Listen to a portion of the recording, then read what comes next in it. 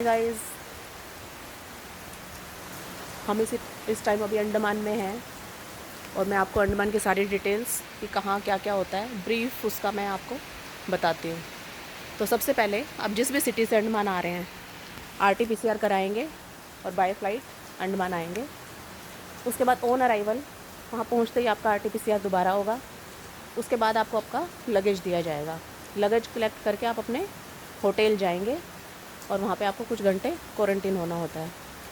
उसके बाद फेरी उस दिन आपको नहीं मिलेगी अगर आप मॉर्निंग में आ रहे हैं, क्योंकि फेरी का एक टाइम फिक्स होता है जो आप RT-PCR कराने के बाद आपके पास टाइम ही नहीं बचेगा कि आप जेट्टी तक पहुँचें और फेरी को पिक कर सकें, क्योंकि उसकी पहले से बुकिंग होती है और वो लोग ऐसे किसी का भी वेट नहीं करते। वो बहुत फिक्स और पंक्चुअल है यहाँ पे सब कुछ ना, वो अपने फ़िक्स टाइम पे चल पड़ती है।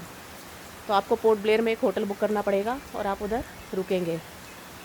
उसके बाद नेक्स्ट डे आपको उस दिन आपको ऑनलाइन बुकिंग करानी पड़ेगी। तो फेरी का कोई टाइम फिक्स नहीं होता, डेली फेरी का जो टाइम है वो अलग अलग होता है। जैसे जब हम 19 को आए थे तो 20th की हमारी फेरी थी, जो टाइम था उसका 8 o'clock, जिसके लिए हमें 7 o'clock रिपोर्ट करना था जेट्टी पे, जहाँ से मैक्रूज़ चलता है। मैक्रूज़ बुक होता है हैवलॉक आइलैंड आने के लिए।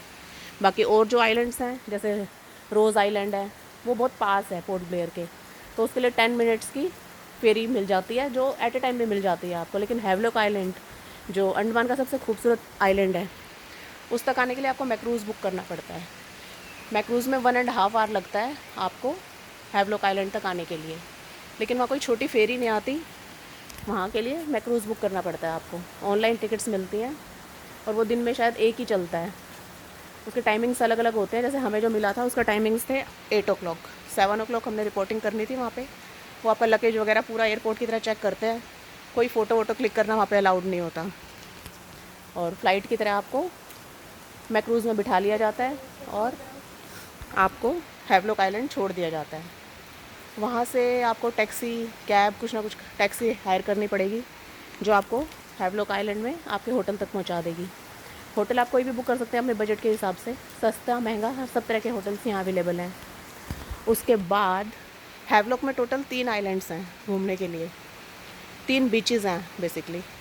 First is Radhanagar beach and the second is Elephanta beach and third is काला पत्थर बीच।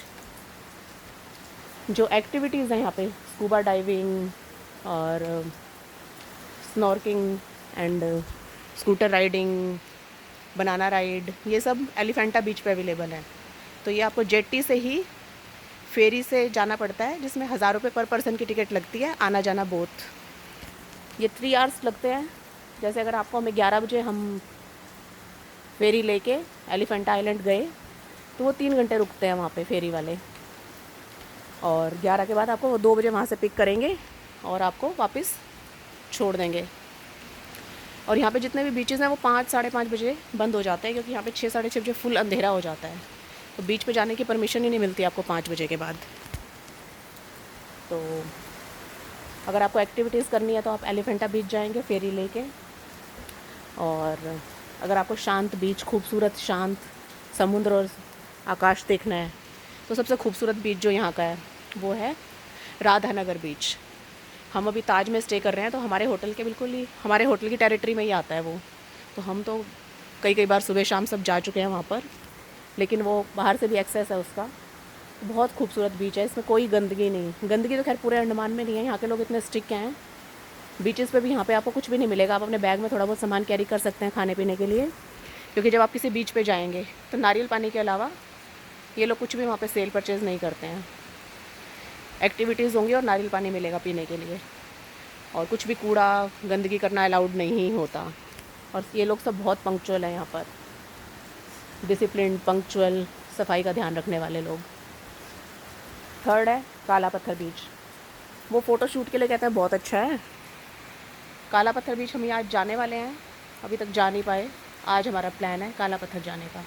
बाकी राधानगर बीच और एलिफेंटा हमने विज़िट कर लिया है, बहुत मज़ा आया। उसके मैं वीडियोस भी डालूँगी। बाकी पोर्ट ब्लेयर में सबसे मेन जो है वो है सेलुलर जेल। मतलब जैसे अंडमान जो काला पानी के नाम से फेमस था, वो इसी वजह से था कि सेलुलर जेल यहाँ पर अंग्रेज़ों ने बनाई थी, जिसके अंदर वो इंडियन क्रांतिकारियों को पनिश करते थे, मतलब लाइफ टाइम पनिशमेंट, उम्र कैद की सज़ा, और उन्हें प्रताड़ित किया जाता था। तो वो जेल है जो अभी गवर्नमेंट के अंडर आ गई है। और वो पूरी जो स्टोरी है, वहाँ पे एक शो होता है, शाम को 5:30 बजे स्टार्ट होता है, एक घंटे का, 5:30 से 6:30, 6:30 से 7:30, ऐसे 2 शो होते हैं, लाइट एंड साउंड शो, जिसकी टिकट भी हमें ऑनलाइन मिलती है, 300 रुपीज़ पर पर्सन। तो उस शो में वो पूरी स्टोरी बताते हैं कि क्यों इसे काला पानी कहा गया, क्यों इसका नाम अंडमान पड़ा, क्या स्टोरी है इस जगह की पूरी। तो मेन अट्रैक्शन वही है।